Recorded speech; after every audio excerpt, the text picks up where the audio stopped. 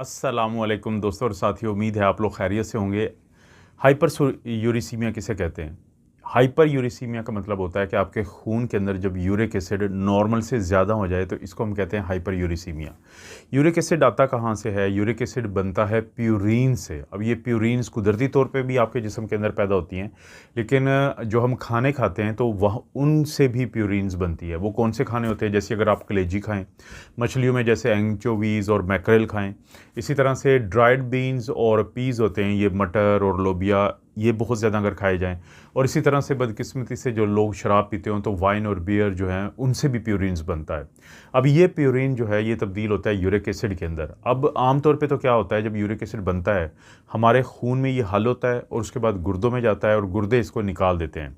लेकिन या तो अगर यूरिक एसिड बहुत ज़्यादा बन रहा हो या फिर हमारे जिस्म से निकालने वाला जो सिस्टम है गुर्दों का वो उसको ना निकाल पाए, तो इन दोनों सूरतों में आपके खून के अंदर यूरिक एसिड का लेवल आपकी नॉर्मल मिकदार से ज़्यादा बढ़ जाता है और इस सूरत हाल को हम कहते हैं हाइपर यूरिसीमिया। अगर हाइपरसीमिया का मतलब हमारे खून के अंदर यूरिक एसिड का लेवल ज़्यादा होना है, तो नॉर्मल क्या होता है कि जिससे ज़्यादा अगर हो जाए तो हम कहते हैं कि किसी का यूरिक एसिड बढ़ा हुआ है या उसको हाइपर यूरिसीमिया है।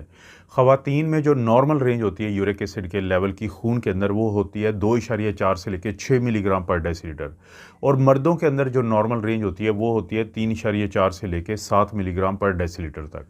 ये जो फ़र्क है इसकी बुनियादी वजह मर्दों ख़वातीन में जो मसल मैस होता है उसके फ़र्क बज़ाहिर नज़र आता है, क्योंकि जो मसल्स होते हैं, पट्ठे होते हैं, उनका जो एंड प्रोडक्ट होता है उसके नतीजे में यूरिक एसिड बनता है।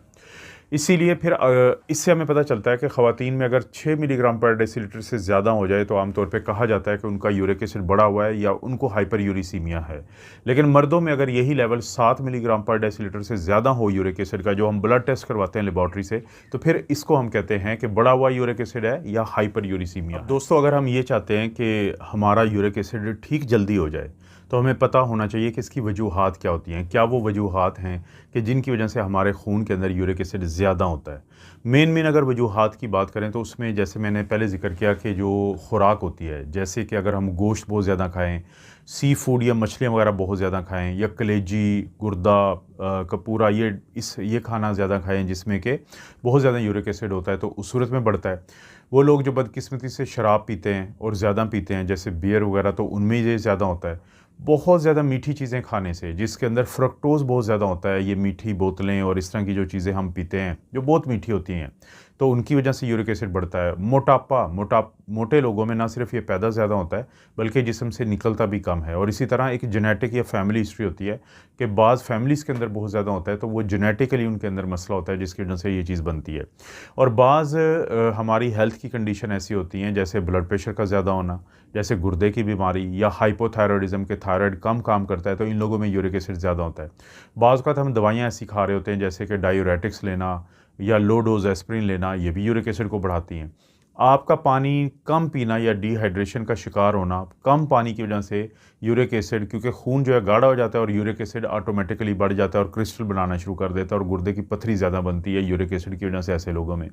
अगर आप अपना वज़न बहुत तेज़ी से कम करें, देखिए मोटापा में भी ज़्यादा होता है, लेकिन अगर वज़न बहुत तेज़ी से कम करें तो उससे भी फिर आपका यूरिक एसिड बढ़ जाता है, क्योंकि बॉडी टिश्यू जो है वो टूट-फूट का शिकार होता है। और इसी तरह से वो लोग कि जिनको जो क्रॉनिक स्ट्रेस में रहते हैं, एक होता है कि आपको कभी स्ट्रेस हुआ, 1-2 दिन के लिए हुआ, कुछ घंटों के लिए हुआ, तो उससे इतना मसला नहीं बनता।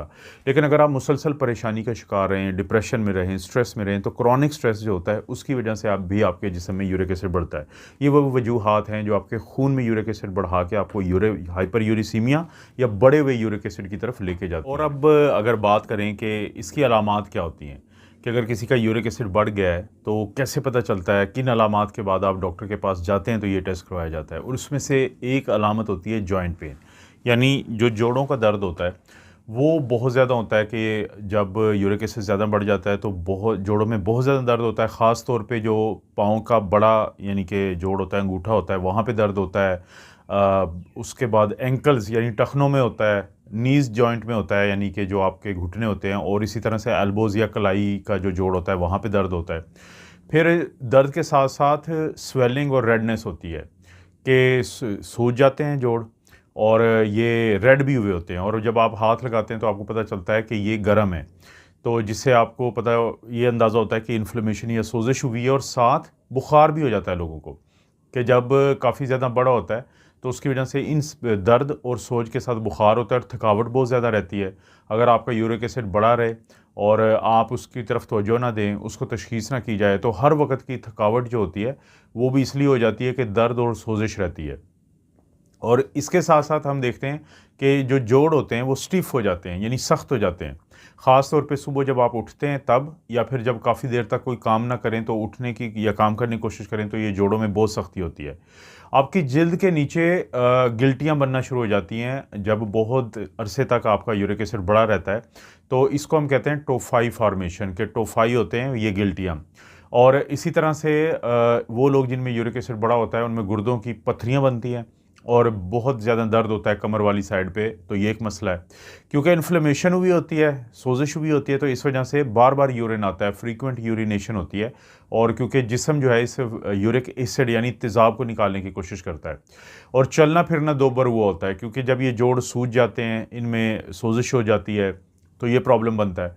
और गाउट का अटैक होता है, जो अचानक ही रात को सोए होंगे आप और शदीद किस्म का दर्द होगा, और उसके बाद फिर आपकी आँख खुल जाएगी और आपका ये जो अंगूठा होता है, पाँव का अंगूठा है, तो इसके जोड़ में अक्सर यानी कि लोगों को सोज हुई होती है, वो रेड हुआ होता है, सुर्ख हुआ होता है और बहुत ज़्यादा शदीद दर्द हो रहा होता है।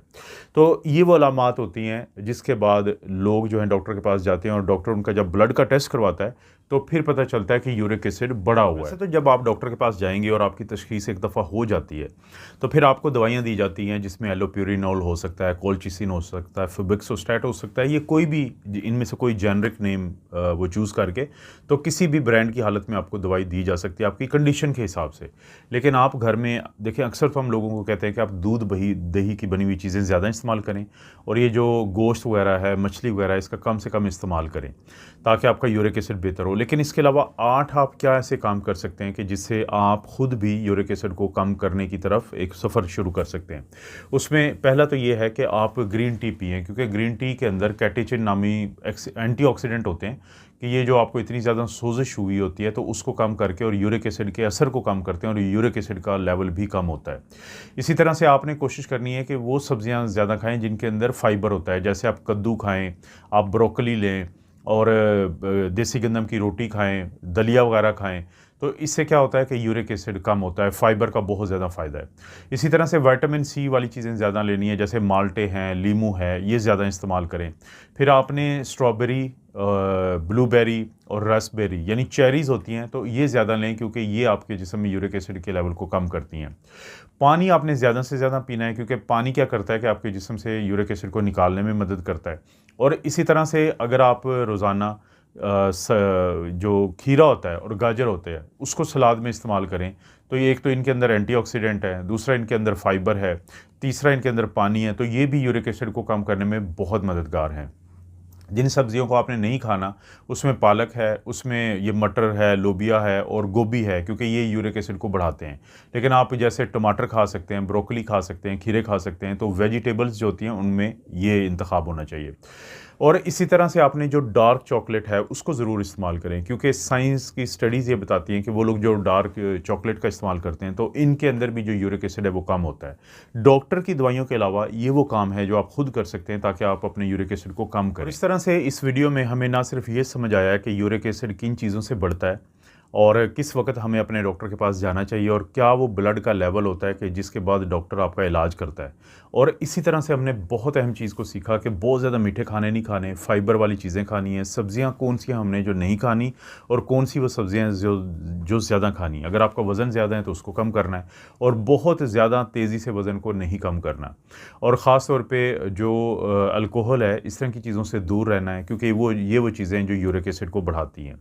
दोस्तों, आपको पता है मैं इस तरह की वीडियोस बनाता रहता हूँ। वीडियो को लाइक करें, चैनल को सब्सक्राइब करें। कोई वीडियो अच्छी लगती है तो दोस्तों रिश्तेदारों से शेयर के लिए नीचे ऑप्शन को ज़रूर इस्तेमाल करें। आप अपना और अपनी फैमिली का ख्याल रखें। अल्लाह ताला आपको और आपकी फैमिली को हर किस्म की बुराई, बीमारी और आजमाइश से महफूज रखे।